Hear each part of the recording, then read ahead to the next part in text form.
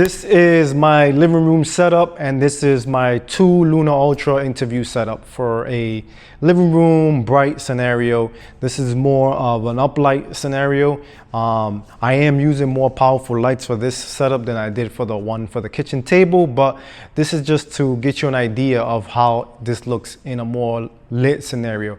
I know with like moody lighting, you can hide a lot of the depth of field of the camera, so it doesn't really, you can't really see too far, but this right here will give you an idea of how this would look if you had more light, and how the depth of field is for these cameras to actually do an interview with 2 of these, and how the background will look, and how you can make it look with a little bit of editing, color grading, and really how flexible the eye log is. So this is what it looks like. This is 2 Luna Ultras, both on the 3x lens, because I think this is the best one for this. My next attempt to actually set up an interview setup is gonna be on the 20. I wanna go super wide, but for that, I need a different lighting setup. But for this one here, the 3x works, and this is how I have it set up. And I'll show you guys a little bit behind the scenes of how all this is put together. This is the ML150, and the reason I like this light because you could power with a V mount all the way to 150 and get that full power.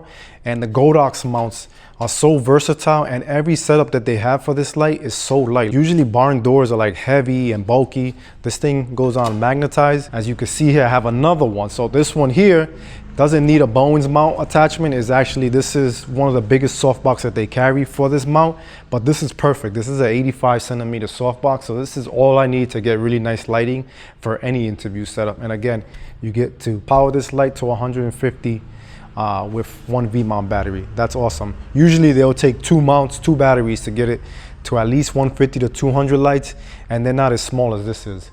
This is probably the strongest light that I own. This is a 650 from GVM. If you need a 600 to bring up the ambient in the room, this is the one for you.